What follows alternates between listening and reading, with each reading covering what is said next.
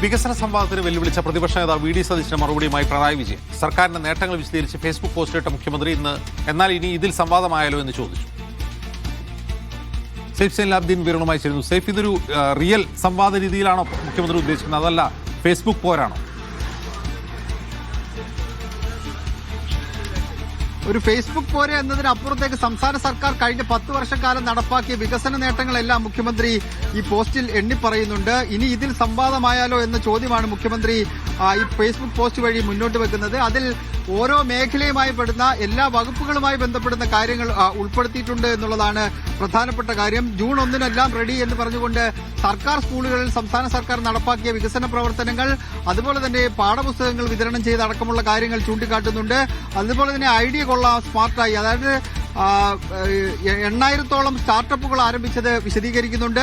Clean state, മാലിന്യ സംസ്കരണവുമായി ബന്ധപ്പെട്ട കാര്യം പറയുന്നുണ്ട്. അവൾക്കൊപ്പം സ്ത്രീ സുരക്ഷയുമായി ബന്ധപ്പെട്ട കാര്യങ്ങൾ വിശദീകരിക്കുന്നുണ്ട്. ജീവാമൃതം, അത് കഴിഞ്ഞ 10 വർഷത്തിനിടെ മുഖ്യമന്ത്രിയുടെ ദുരിതാശ്വാസ നിധിയിൽ നിന്ന് 8,500 കോടി രൂപ വിതരണം ചെയ്ത് പറയുന്നുണ്ട്. KSRTCയെ കുറിച്ച് പറയുന്നുണ്ട്. വിനോദസഞ്ചാരത്തെക്കുറിച്ച് പറയുന്നുണ്ട്. അതുപോലെ തന്നെ ഓഖി, നിപ, പ്രളയം ഇതെല്ലാം വന്നപ്പോൾ സർക്കാർ നേരിട്ട രീതികളെ കുറിച്ച് പറയുന്നുണ്ട്. അങ്ങനെ സംസ്ഥാന സർക്കാർ കഴിഞ്ഞ 10 വർഷം നടപ്പാക്കിയ വികസന പ്രവർത്തനങ്ങൾക്കൊപ്പം തന്നെ സംസ്ഥാന സർക്കാർ ഈ ദുരന്തങ്ങൾ ഉണ്ടായപ്പോൾ അവരെ എങ്ങനെ ചേർത്ത് പിടിച്ചു, വയനാട് ദുരന്തമടക്കമുള്ള വിഷയങ്ങളിൽ സർക്കാരിന്റെ ഇടപെടൽ എങ്ങനെയായിരുന്നു എന്നടക്കമുള്ള കാര്യങ്ങൾ വിശദീകരിച്ചുകൊണ്ടാണ് ഇനി ഇതിൽ സംവാദമാകാം എന്ന് പറഞ്ഞൊരു ക്വസ്റ്റ്യൻ മാർക്ക് മുഖ്യമന്ത്രി ഇട്ടിരിക്കുന്നത്. രാജീവ് ചന്ദ്രശേഖറും അതുപോലെ തന്നെ വി ഡി സതീശനും മുഖ്യമന്ത്രി സംവാദത്തിന് ക്ഷണിച്ചിരുന്നു.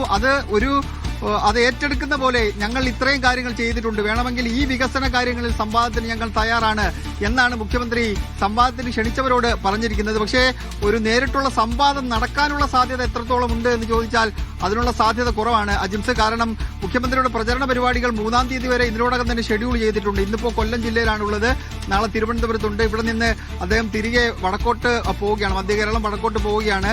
3-ാം തീയതി വൈകുന്നേരത്തോടുകൂടി മുഖ്യമന്ത്രി ധർമ്മടത്ത് എത്തിച്ചേരും. പിന്നീട് വോട്ടെടുപ്പ് കഴിഞ്ഞതിന് ശേഷം മാത്രമേ മുഖ്യമന്ത്രി തിരികെ എത്തുകയുള്ളൂ. അദ്ദേഹത്തിന് മണ്ഡലത്തിൽ നിരവധി പരിപാടികളുണ്ട്. കമലഹാസൻ 3-ാം തീയതി വരുന്നുണ്ട്, ഭാവന വരുന്നുണ്ട്, വേടന്റെ പരിപാടിയുണ്ട്. ഈ പരിപാടികളിലെല്ലാം മുഖ്യമന്ത്രി സജീവ സാന്നിധ്യമായി അവിടെ ഉണ്ടാകും. അതുകൊണ്ട് ഈ സംവാദത്തിനൊരു സമയം കണ്ടെത്തുക എന്നുള്ളത് ബുദ്ധിമുട്ടായിരിക്കും. എന്നിരുന്നാലും ഫേസ്ബുക്കിലൂടെയുള്ള ഈ ആശയവിനിമയം അതങ്ങോട്ടും ഇങ്ങോട്ടും നടക്കാനുള്ള സാധ്യതയാണ് നിലനിൽക്കുന്നത്. എന്തായാലും മുഖ്യമന്ത്രിയുടെ വാർത്താ സമ്മേളനം ആരംഭിച്ചിട്ടുണ്ട്.